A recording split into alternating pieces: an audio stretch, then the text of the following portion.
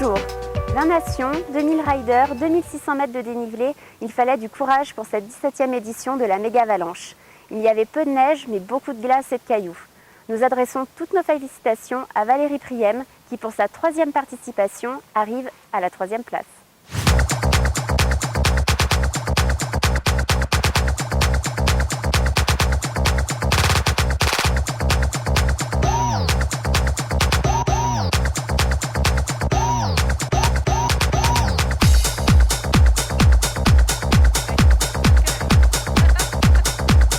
C'est ma 3e méga, ça fait 2 ans que je fais du vélo et ouais, c'est une épreuve vachement importante parce que c'est la plus grande épreuve d'enduro en France, c'est la plus longue, c'est la plus mythique, c'est la plus prisée.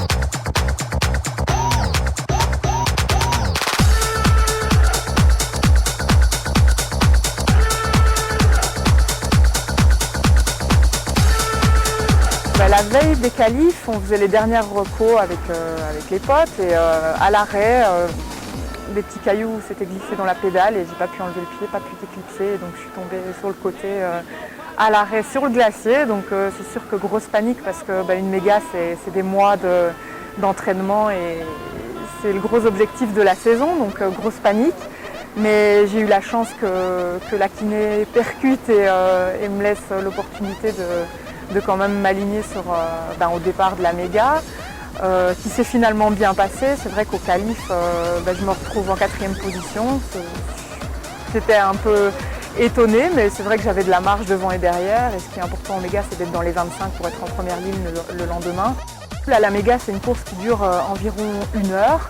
Et donc la difficulté déjà, c'est de tenir physiquement pendant 1 heure en faisant le moins d'erreurs possible et en retenant évidemment tout le tracé. Et ce qui est dur aussi, c'est de préserver le vélo et nous préserver nous-mêmes pendant tout ce temps, qui est beaucoup plus long que les petites spéciales dans les enduros habituels.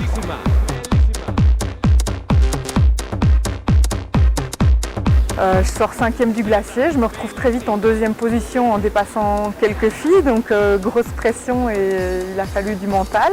Il y en a la 3e qui a essayé de me doubler en fait en haut, qui a pris une ligne qui passait pas trop, donc elle a crevé, donc voilà, c'était une concurrente en moins.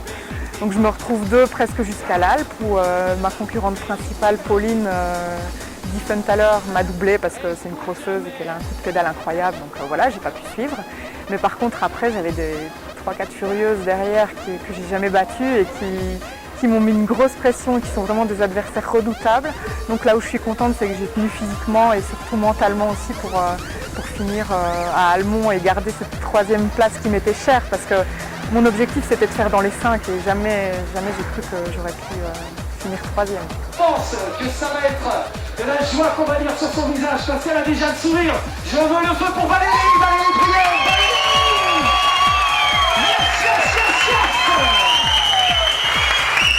C'était énorme, surtout qu'il y avait tous les amis qui étaient montés au palais pour applaudir et encourager. Donc c'était vraiment un gros moment d'émotion, ça criait, ça applaudissait et je pense que ça restera un de mes meilleurs souvenirs sportifs.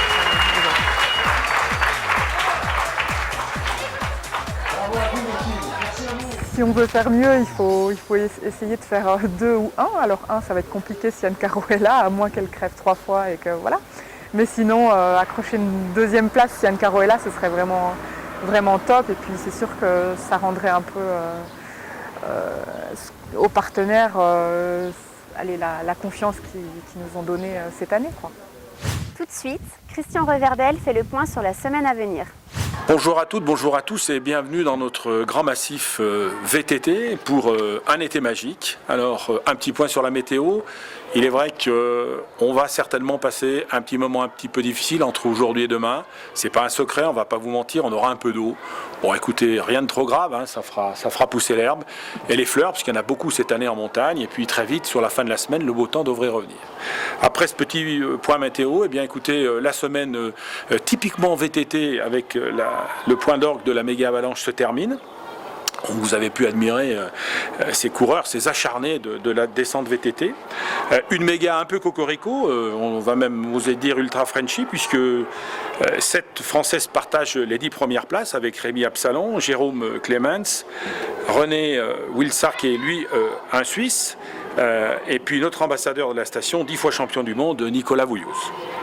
Côté dames, eh bien, il en est un peu pareil, puisque on va dire que c'était une méga un peu lady, en bleu, blanc, rouge, avec 3 Françaises qui ont grimpé sur le podium, et notamment avec Anne-Caroline Chausson à leur tête.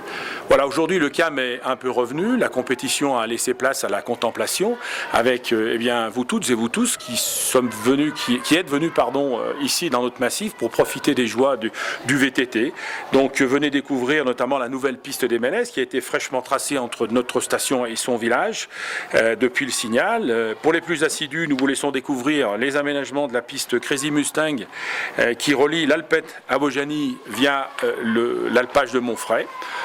Ensuite, un peu plus loin dans la vallée, vous pourrez découvrir les aménagements faits par Bourdoisan ou Almont, un régal pour les amateurs de balade et de cross-country. De la verte à la rouge, il y en aura pour tous les niveaux. Bourdoisan s'est également doté d'une formidable aire de jeu accessible à tous les jeunes, notamment un four cross avec des passages en North Shore, un petit pump track pour les enfants. Vous avez également le pump track qui est ici derrière le départ du DMC. Et puis nous vous donnons également rendez-vous tous les vendredis pour notre petite animation sportive, c'est-à-dire une petite épreuve ici qui est dotée de nombreux lots au pied de la piste dite des vaches, DH pour vous y retrouver sur le plan des pistes VTT. Plan des pistes VTT qui est à votre disposition, que vous pouvez réclamer à nos caisses des remontées mécaniques, à l'Office du tourisme, dans vos mairies des différentes stations que compose notre grand massif. Je vous souhaite une bonne semaine ici à l'Alpe d'Huez, en espérant qu'effectivement le beau 30 sera de la partie. Et puis vous savez, rendez-vous la semaine prochaine pour cette épreuve magique du Tour de France où, évidemment, celui qui sera en jaune à l'Alpe devrait gagner le Tour de France. Mais c'est une autre affaire, on en reparlera plus tard. Bonne semaine à tous. À bientôt et bonne semaine à tous.